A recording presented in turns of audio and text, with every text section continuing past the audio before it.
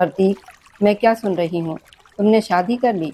मुझे धोखा देने से पहले एक बार भी नहीं सोचा कि मुझ पर क्या बीतेगी। ये सुनकर नूपुर गुस्से में प्रतीक वर्मा के केबिन में दाखिल हुई थी। प्रतीक वर्मा उसे देखते हुए शांत आवाज में बोला, देखो नूपुर, इस लड़की के साथ मेरा कोई रिश्ता नहीं है। ये रिश्ता सिर्फ पापा जी की इच्छा से जुड़ा है, इसलिए बेकार की बातें मत सोचो। तुम आराम से रहो, मैं सिर्फ तुम्हारा हूँ और शादी भी तुमसे ही करूँगा। बस करो प्रतीक, आंटी ने मुझे सब बता दिया है। तुमने एक बार भी अंकल को मना करने की कोशिश नहीं की। नूपुर गुस्से से बोली। प्रतीक ने कहा, मैं कैसे मना करता? वहाँ उनके दोस्त जिंदगी और मौत के बीच खड़े थे और अगर मैं अपने पापा जी को मना कर देता तो वे और टूट जाते। नूपुर गुस्से से बोली, मैं कुछ नहीं जानती प्रतीक। अभी इसी वक्त घर जाओ और उस लड़की को तलाक देकर घर से निकालो। प्रतीक गुस्से में बोला, तुम्हारा दिमाग खराब हो गया है क्या? मैं एक पुलिस अधिकारी हूँ, मैं ऐसी हरकत कैसे कर सकता हूँ? नूपुर ताना मारते हुए बोली, अच्छा तो पुलिस अधिकारी हो इसलिए ऐसा नहीं कर सकते, लेकिन एक शादी के बाद दूसरी शादी का वादा कर सकते हो। प्रतीक गुस्से में बोला, मैंने दूसरी शादी नहीं की। नूपुर बोली, शादी नहीं की लेकिन शादी का वादा तो किया था ना। मैं तुम्हें साफ बता रही हूँ, मुझे बिल्कुल पसंद नहीं है कि तुम्हारे और मेरे बीच कोई तीसरा है। प्रतीक ने सिर पकड़ लिया और बोला, नूपुर चुप करोगी या नहीं? मेरा सिर दर्द से फट रहा है।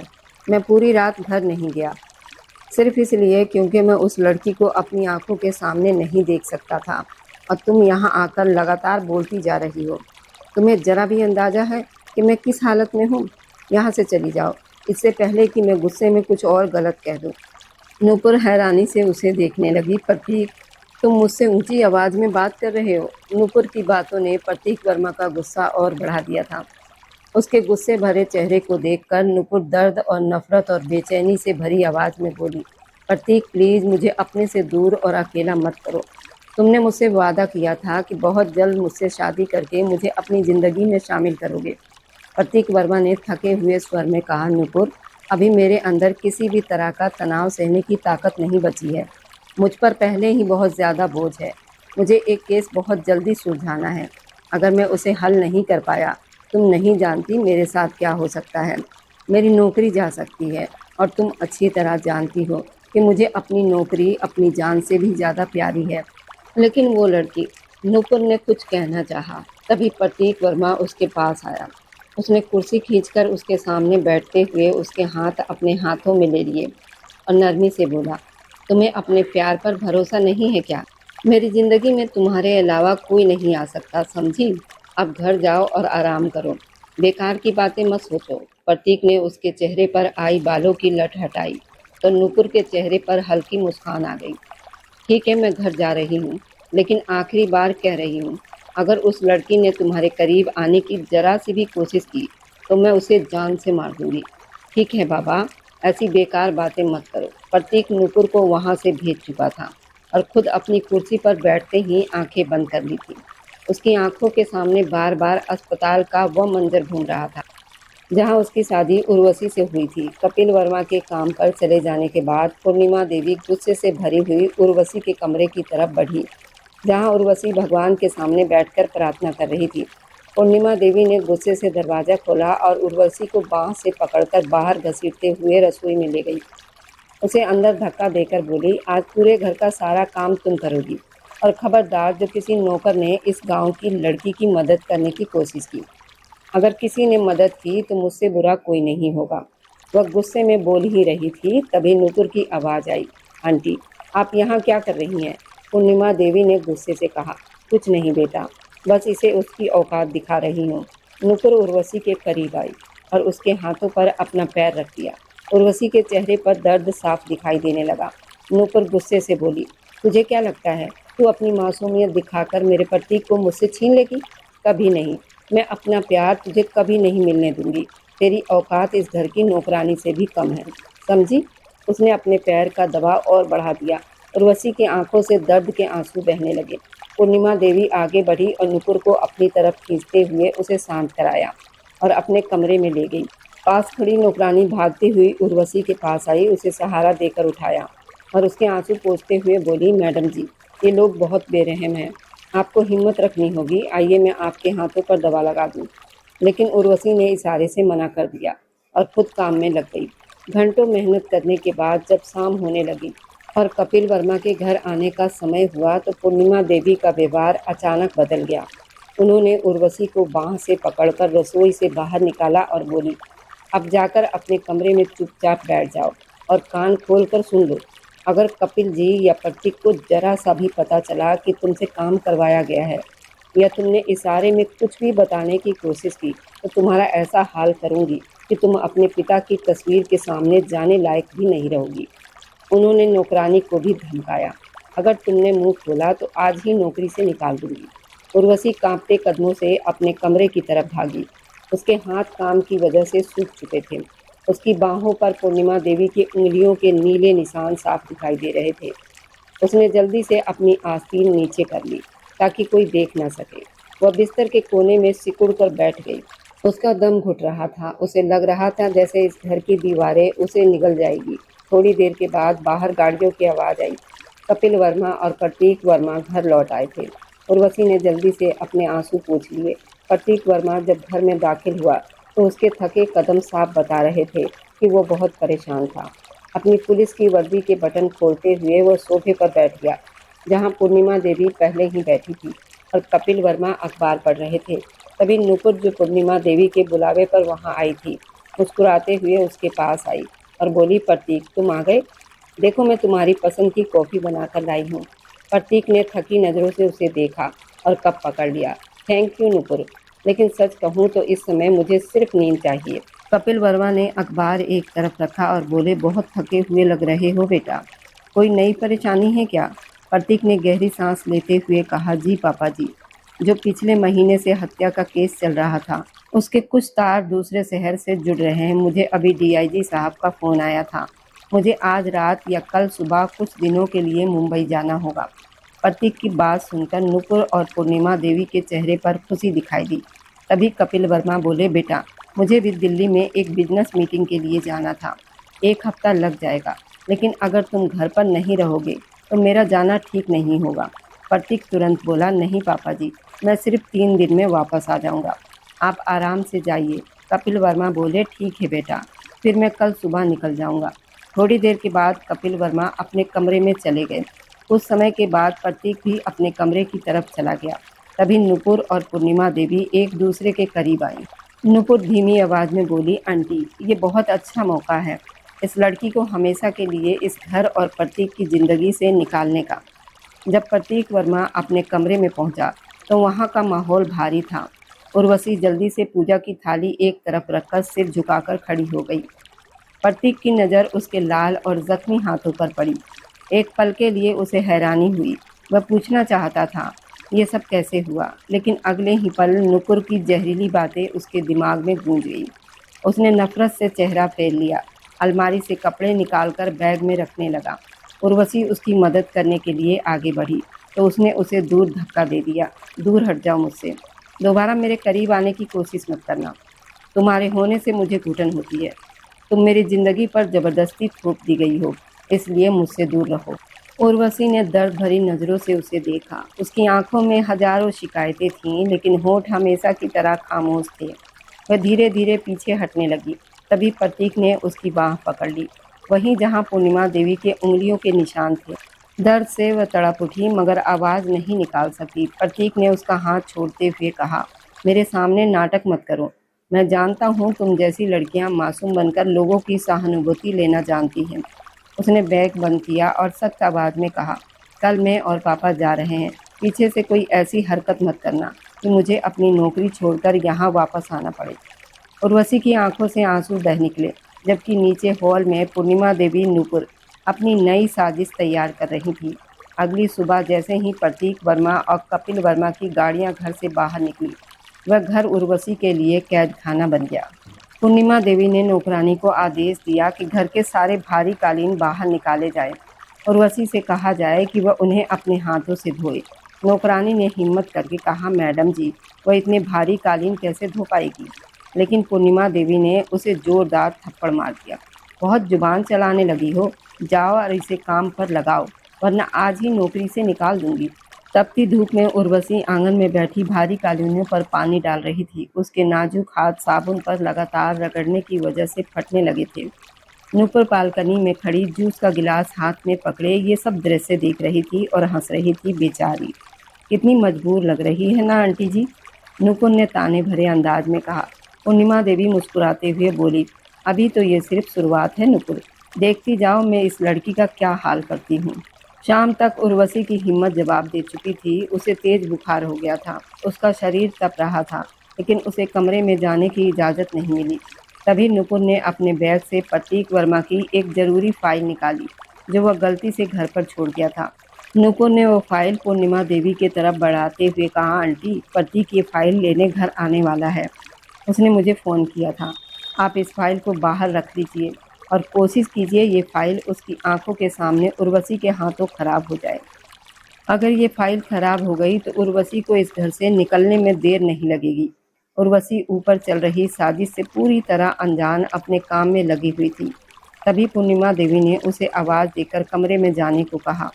उर्वशी हैरान हुई। उसने अपने सामने पड़े कपड़ों के ढेर को देखा। लगातार काम करते करते वह थक चुकी थी। फिर थोड़ी राहत मिलने की सोचकर वह अपने कमरे की तरफ चली गई। कपड़े धोने की वजह से उसके कपड़े पूरी तरह भीग चुके थे। अचानक उसकी नज़र सामने बिखरी हुई फाइलों पर पड़ी। उसने अपने हाथ अपनी भीगी साड़ी से साफ किए और फाइल उठाने के लिए आगे बढ़ी। तभी अचानक दरवाज़ा जोर से खुला और प्रतीक वर्मा सामने खड़ा था। उसके पीछे नुपुर और पूर्णिमा देवी भी खड़ी थी। उनके चेहरे पर शैतानी मुस्कान देखकर उर्वशी समझ गई कुछ गलत होने वाला है। दरवाज़ा अचानक खुलने से उर्वशी घबरा गई। उसका हाथ कांप गया और पास रखा पानी का जग फाइलों पर गिर गया। पूरी फाइल भीग गई। प्रतीक वर्मा गुस्से से आगे बढ़ा और भीगी हुई फाइल देखकर उसने उर्वशी के चेहरे पर जोरदार थप्पड़ मार दिया। अंधी हो क्या? तुम्हें दिखाई नहीं देता? तुमने मेरी इतनी जरूरी फाइल बर्बाद कर दी। आखिर तुम्हारी समस्या क्या है? उर्वशी चुपचाप खाली आंखों से उसे देखती रही।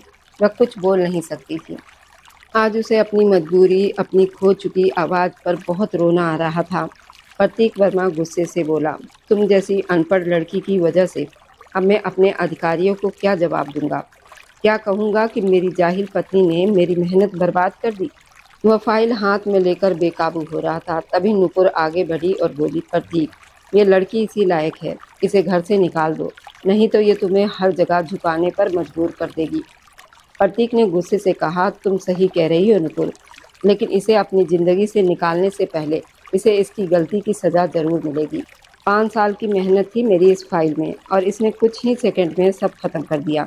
चलो मेरे साथ। उसने उर्वशी का हाथ पकड़कर उसे घसीटते हुए घर के पीछे बने स्टोर रूम में बंद कर दिया। वहाँ चारों तरफ गहरा अंधेरा था। अंधेरा देखकर उर्वशी का पूरा शरीर कांपने लगा। वह डर के मारे प्रतीक का हाथ पकड़कर सिर हिलाने लगी, जैसे उसे वहाँ बंद न करने की विनती कर रही हो। लेकिन प्रतीक ने उसे खुद से अलग किया और कमरे के अंदर धक्का देकर बाहर से दरवाज़ा बंद कर दिया। उसने चाबी नुपुर की तरफ फेंकते हुए कहा, शाम को इसे बाहर निकाल देना। उम्मीद है इसे अच्छी सज़ा मिल जाएगी और मैं वापस आकर इसे हमेशा के लिए अपनी ज़िंदगी और इस घर से निकाल दूंगा। प्रतीक वहाँ से चला गया, जबकि नुपुर और पूर्णिमा देवी अपनी जीत पर जोर जोर से हंसने लगी। अंधेरे कमरे में बंद उर्वशी बुरी तरह कांप रही थी। तभी उसके दिमाग में उसका दर्दनाक अतीत घूमने लगा।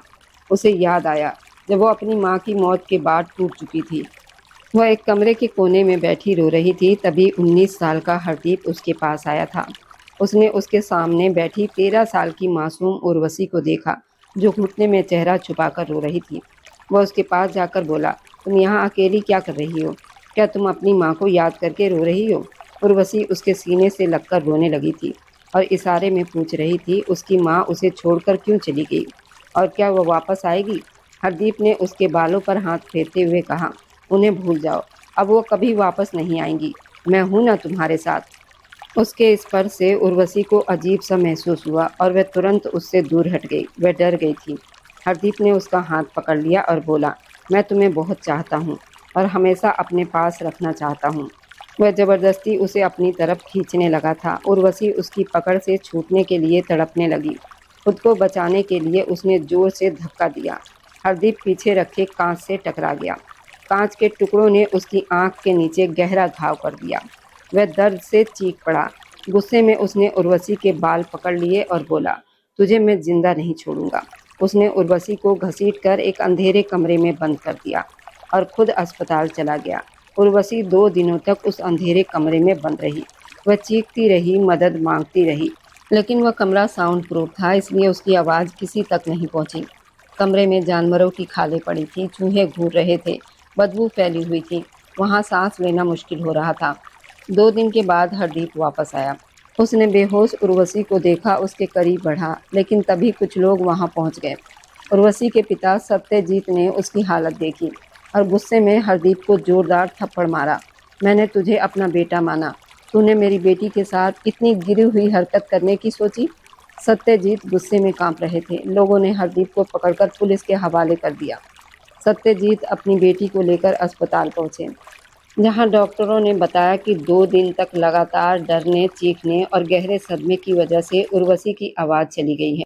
डॉक्टर ने कहा कि उसकी आवाज़ वापस आएगी या नहीं, ये कहना मुश्किल है और उसे किसी भी तरह का मानसिक सदमा नहीं दिया जाना चाहिए, वरना उसकी जान भी जा सकती है। सत्यजीत टूट चुके थे। 2 दिन पहले ही उन्होंने अपनी पत्नी को खोया था। अब उनकी बेटी की ये हालत थी। बाद में उन्हें पता चला कि हरदीप कुछ ही घंटों में जेल से बाहर आ गया, क्योंकि उसका संबंध बहुत ताकतवर और गलत लोगों के साथ था। जब सत्यजीत उर्वशी को लेकर घर पहुंचे तो उन्होंने देखा वही हरदीप उनके घर के सोफे पर बैठा था। उसके चेहरे पर घाव अभी तक ताज़ा था। वो मुस्कुराते हुए बोला, मुझे उम्मीद नहीं थी कि आप खुद अपनी बेटी को मेरे पास लेकर आएंगे। अच्छा किया। अब इसे पाना आसान होगा और आपको रास्ते से हटाना उससे भी आसान। सत्यजीत तुरंत अपनी बेटी के सामने खड़े हो गए और गुस्से से बोले, खबरदार, अगर मेरी बेटी को छूने की कोशिश भी की, मैं तुम्हें ख़त्म कर दूंगा। हरदीप हंस पड़ा। अगर अपनी बेटी की भलाई चाहते हो तो उसकी शादी मुझसे कर दो। सत्यजीत ने गुस्से से कहा, मैं मर जाऊंगा लेकिन अपनी बेटी तुम्हें कभी नहीं दूंगा। हरदीप की आंखों में पागलपन उतर आया था। अगर मेरी नहीं हुई तो मैं इसे किसी और का भी नहीं होने दूंगा। वह आगे बढ़ा ही था कि उर्वशी ने गुस्से में उसे जोरदार थप्पड़ मार दिया। हर्षदीप गुस्से से उसकी तरफ बढ़ा ही था कि तभी दरवाज़ा खुला और कपिल वर्मा अंदर आए। कपिल वर्मा को देखकर हर्षदीप वहां से चला गया, लेकिन उसकी आंखों में बदले की आग साफ दिखाई दे रही थी। सत्यजीत ने कपिल वर्मा को अपनी पत्नी की मौत और अपनी बेटी उर्वशी के साथ हुए उस भयानक हादसे के बारे में सब कुछ बता दिया था। ये सुनकर कपिल वर्मा उन्हें अपने साथ दूसरे शहर यानी जयपुर ले आए थे। वहाँ वे लोग अपनी पहचान छुपाकर रहने लगे। हर्षदीप का नाम क्राइम की दुनिया में संकेत था। हर्षदीप उन्हें हर जगह ढूंढता रहा, लेकिन वह उन्हें कहीं नहीं ढूंढ पाया। फिर एक दिन उसे अचानक उर्वशी मिल गई थी। आज फिर उसी ने उर्वशी को अंधेरे कमरे में बंद किया था। कमरे में गहरा अंधेरा देखकर उर्वशी बुरी तरह डर गई थी। वह तड़प रही थी, दरवाज़ा पीट रही थी, जबकि बाहर हर्षदीप उसकी मजबूरी का तमाशा देखते हुए जोर जोर से हंस रहा था। जितनी जोर से उर्वशी दरवाज़ा पीटती थी, हर्षदीप उतनी ही जोर से ठहाका लगाता। आखिरकार थक हार कर उर्वशी ने दरवाज़ा पीटना ही बंद कर दिया था। तभी संकेत ने दरवाज़ा खोला। उसके पास आया। उसने उसके बाल पकड़कर उसे अपने सामने किया और उसके कान के पास झुककर धीमी आवाज़ में बोला, तुम सिर्फ मेरी हो, सिर्फ मेरी। शादी से नहीं तो बिना शादी के सही, लेकिन मैं तुम्हें खुद से दूर नहीं जाने दूंगा। संकेत के शब्द उर्वशी के रूह तक कपा गए थे। वह हैरानी से उसे देख रही थी। उसके होंठ कांप रहे थे, जैसे उसके शरीर में जान ही न बची हो। संकेत ने उसके चेहरे पर हाथ मारते हुए कहा, तुम्हारे पापा अस्पताल में भर्ती है, जाओ, लेकिन याद रखना, अगर मुझसे भागने की कोशिश की तो अच्छा नहीं होगा। संकेत उससे दूर हट गया था और उर्वशी अपने अंदर हिम्मत जुटाकर अपने पिता के बारे में सोचते हुए वहां से भाग आई थी। जैसे ही वो बाहर निकली, उसे एहसास हुआ कि वह किसी पार्किंग एरिया में थी। वहीं उसे कपिल वर्मा दिखाई दिए थे। वह भागते हुए उनके पास गई थी। कपिल वर्मा, जो उसके लिए बहुत परेशान थे, उसे देखकर राहत की सांस ली थी। वे जानते थे कि उर्वशी बोल नहीं सकती, इसलिए वह अभी कुछ बता नहीं पाएगी। इसलिए वह उसे अपने साथ अस्पताल ले गए थे। इसके बाद जो कुछ हुआ वह सब उसकी आंखों के सामने फिर घूमने लगा। इस अंधेरे कमरे में प्रतीक वर्मा के बंद करके जाने के बाद उर्वशी को फिर से संकेत और अपना दर्दनाक बचपन याद आने लगा था। वह बुरी तरह से रो रही थी। उसे पहली बार प्रतीक वर्मा में संकेत की झलक दिखाई दी थी।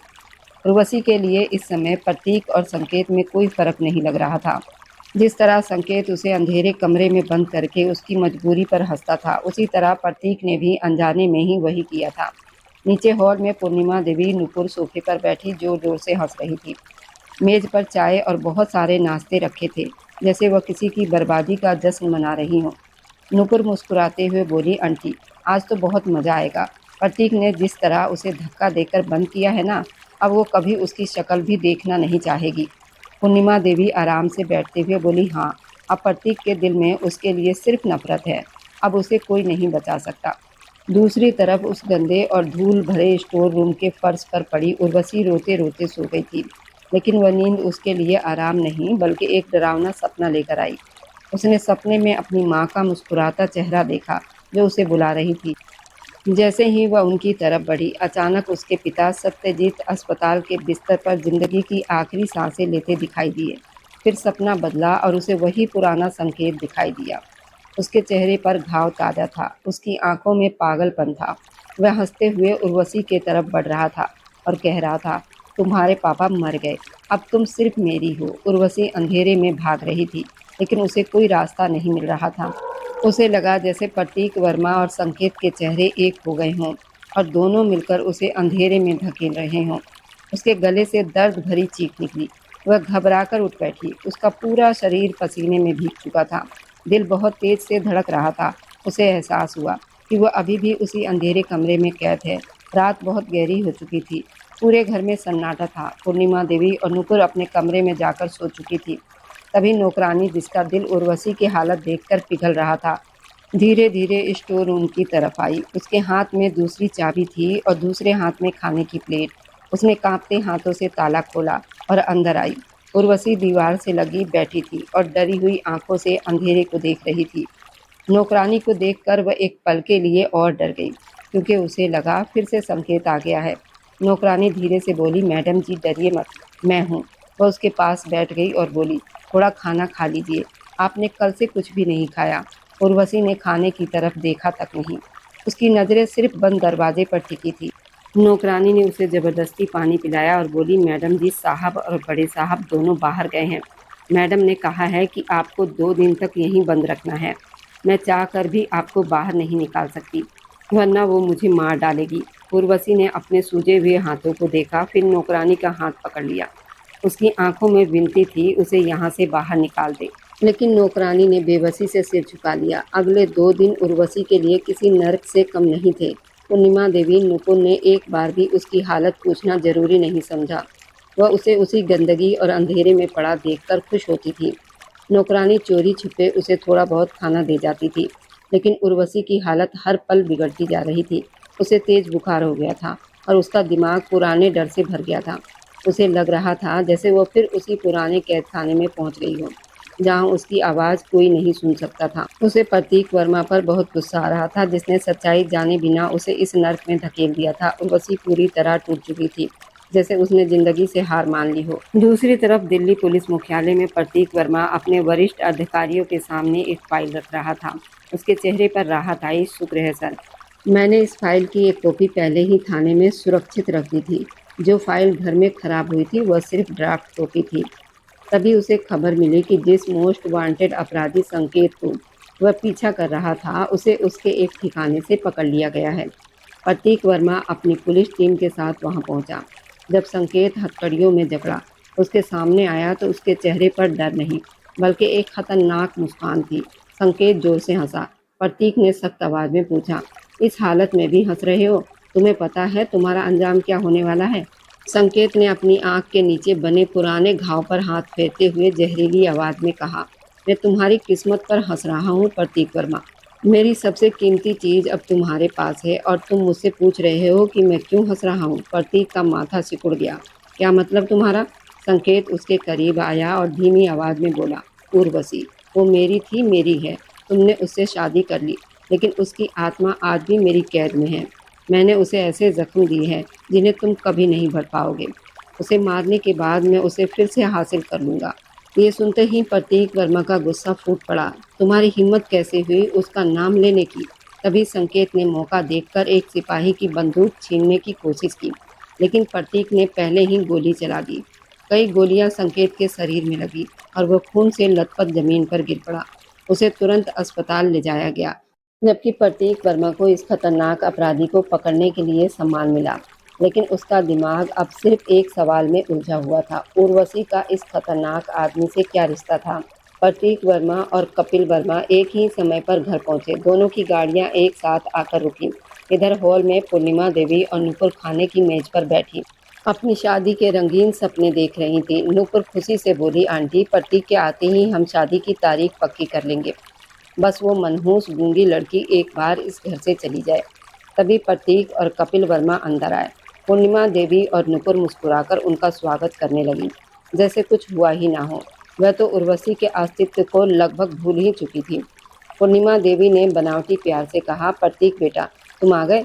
कपिल जी, आपकी मीटिंग कैसी रही? कपिल वर्मा ने इधर उधर देखा और बेचैन होकर पूछा, उर्वशी कहाँ है? वह दिखाई क्यों नहीं दे रही? पूर्णिमा देवी और नुपुर के चेहरों का रंग उड़ गया।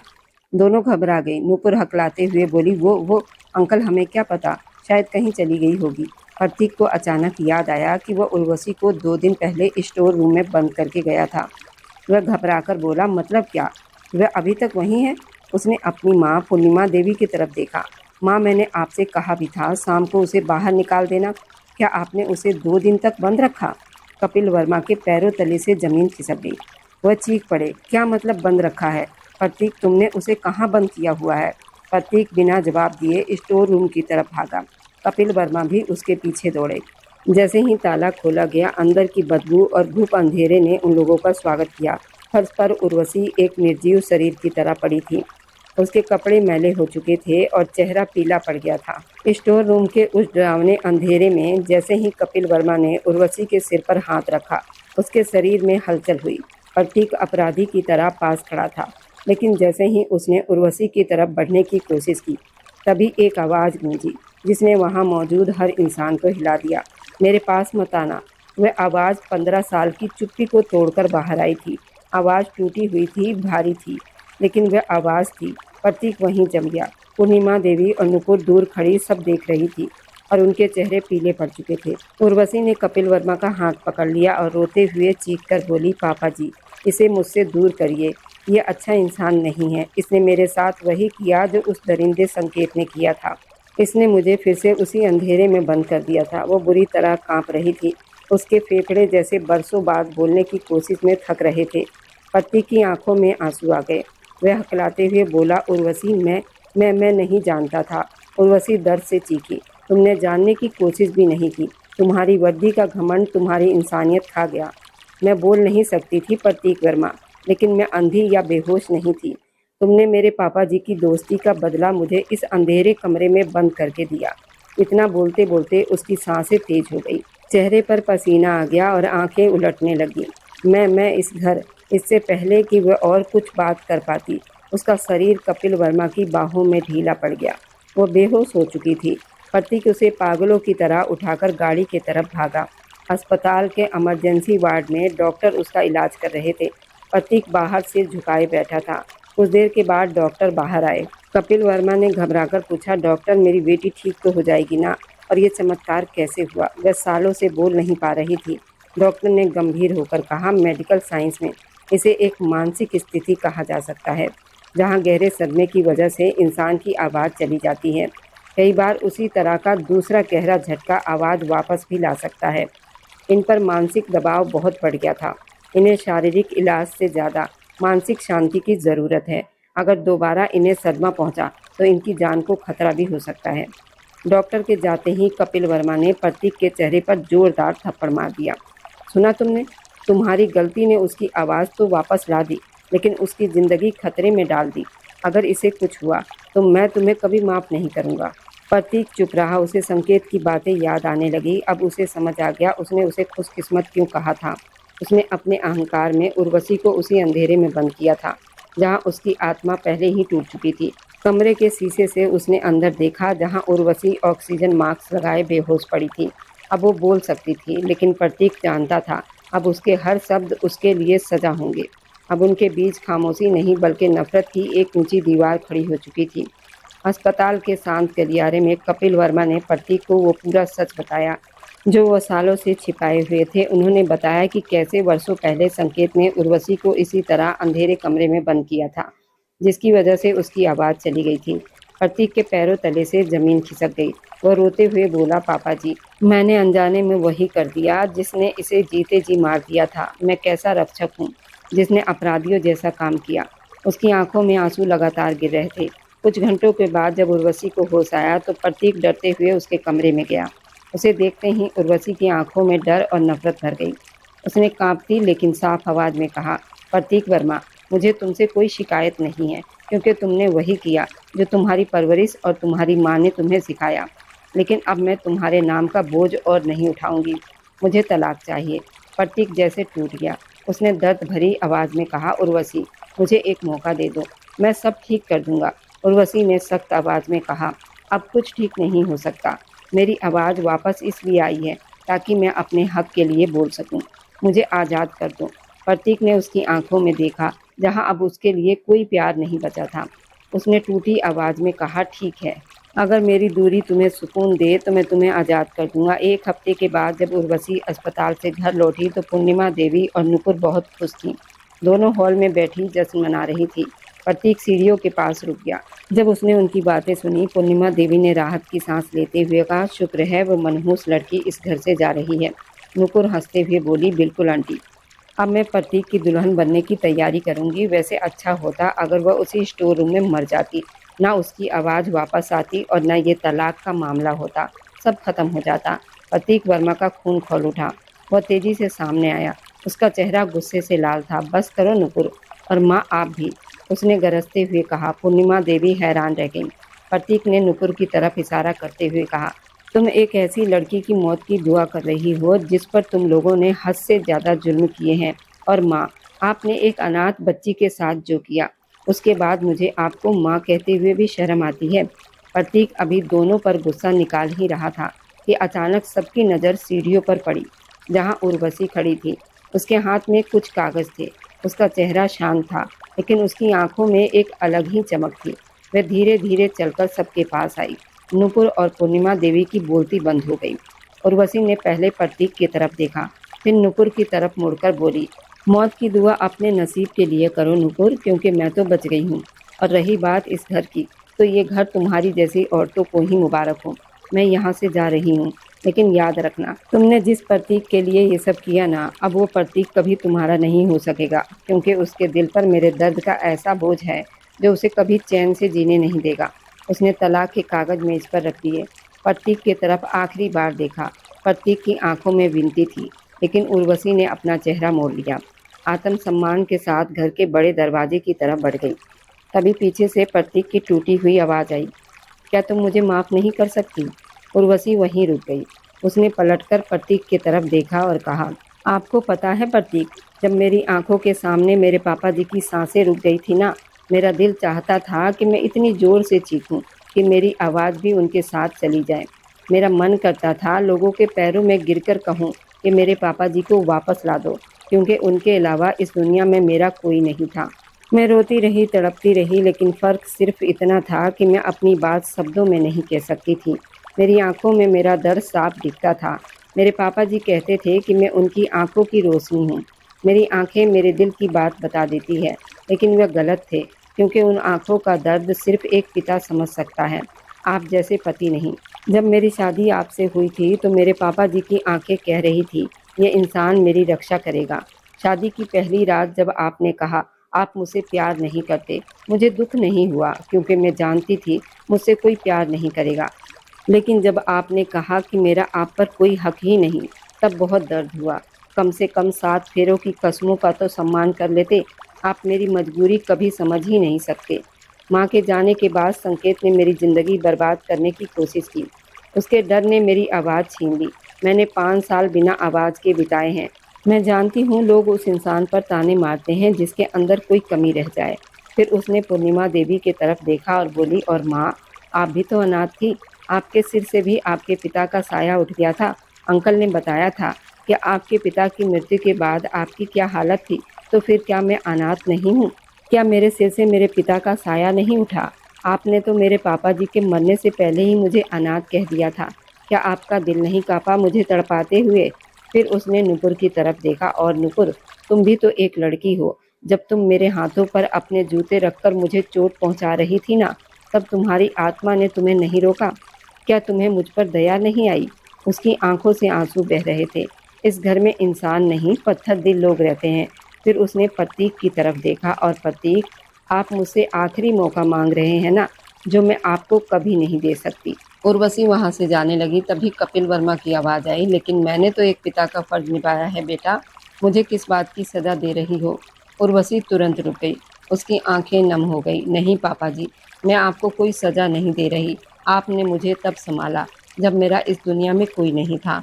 आप ही मेरा सहारा बने, लेकिन मैं इस घर में नहीं रह सकती जहाँ लोगों के दिलों में ना दया ना प्यार। कपिल वर्मा की आंखें भर आई। उर्वशी, तुम सिर्फ सत्यजीत की बेटी नहीं हो, तुम मेरी भी बेटी हो। अगर भगवान मुझे बेटी देता तो तुम्हारी जैसा देता। मैं तुमसे बहुत प्यार करता हूँ। प्रतीक ने मेरी बात मानकर तुमसे शादी की थी, लेकिन अब उसे अपनी गलती समझ आ गई है। अब उसे एक मौका दे दो। अगर वह इस बार भी रिश्ता नहीं निभा पाया तो मैं खुद तुम्हें उससे अलग कर दूंगा। लेकिन मैं तुम्हें अपनी आंखों के सामने सुरक्षित देखना चाहता हूँ। ये दुनिया बहुत खराब है। तुम्हारी मासूमियत पहले ही बहुत कुछ झेल चुकी है। उर्वशी की आंखों में दर्द था। पापा जी, अगर मैं रुक गई और सब फिर पहले जैसा हुआ तो। कपिल वर्मा ने उसका हाथ पकड़ लिया। मैं वादा करता हूँ ऐसा नहीं होगा। उर्वशी ने कुछ पल सोचा और फिर प्रतीक की तरफ देखा। उसकी आंखों में सच्चा पछतावा साफ दिख रहा था। वह उसके पास आई और बोली, एक बात साफ साफ बताइए, आप इस रिश्ते को निभाना चाहते हैं या नुपुर से शादी करना चाहते हैं। प्रतीक ने तुरंत उसके हाथ पकड़ लिए और कहा, अगर तुम साथ दो तो मैं तुम्हारे लिए पूरी दुनिया से लड़ सकता हूँ। और नुपुर की बात रही तो मैं ऐसे इंसान के साथ कभी जीवन नहीं बिताऊंगा जिसके दिल में इंसानियत ही नहीं है। मेरी ज़िंदगी में अब नुपुर नाम की कोई जगह नहीं है। मैं सिर्फ तुम्हारे साथ रहना चाहता हूँ, सिर्फ तुम्हारे साथ। प्रतीक की बात सुनकर पहली बार उर्वशी के चेहरे पर हल्की मुस्कान आई। उसकी आंखों में उम्मीद की चमक लौट आई। उसे मुस्कुराता देखकर प्रतीक भी दिल से मुस्कुरा दिया। वहीं कपिल वर्मा ने हाथ जोड़कर भगवान से प्रार्थना की कि इन दोनों का रिश्ता अब हर बुरी नज़र, हर बुरे लोगों से, हर दुख से हमेशा सुरक्षित रहे और उनकी ज़िंदगी हमेशा खुशियों से भरी रहे। मेरी राय में उर्वशी ने प्रतीक को माफ़ करके गलत नहीं किया, क्योंकि उसने माफ़ किया लेकिन अपनी शर्तों पर किया और अपनी इज्जत बनाए रखी। और हाँ, प्रतीक को नुपुर को ज़रूर छोड़ देना चाहिए था, क्योंकि जिसने किसी बेगुनाह इंसान के साथ इतनी क्रूरता की हो, उसके साथ भविष्य बनाना सही नहीं होता। और अब जाते जाते बस दिल से एक छोटी सी गुजारिश है, आप जहाँ कहीं से भी मेरी वीडियो देख रहे हैं, कमेंट में अपने शहर और राज्य का नाम ज़रूर लिखिए। आपके कमेंट मेरे लिए किसी अनमोल तोहफे से कम नहीं होते। और जो लोग अपना कीमती समय देकर मेरी कहानियों को देखते और लाइक शेयर करते हैं, उन सबका मैं दिल से धन्यवाद करती हूँ। अगर आज की कहानी ने आपके दिल को छुआ हो तो वीडियो को लाइक करें और अपने दोस्तों तक ज़रूर पहुँचाएँ। और हमारे इस छोटे से परिवार का हिस्सा बनने के लिए चैनल को सब्सक्राइब करना ना भूलें, क्योंकि आपका हर सब्सक्राइब मेरे लिए आपका प्यार और भरोसा है। फिर मिलेंगे एक नई भावनाओं से भरी कहानी के साथ। तब तक खुश रहिए, स्वस्थ रहिए, मुस्कुराते रहिए।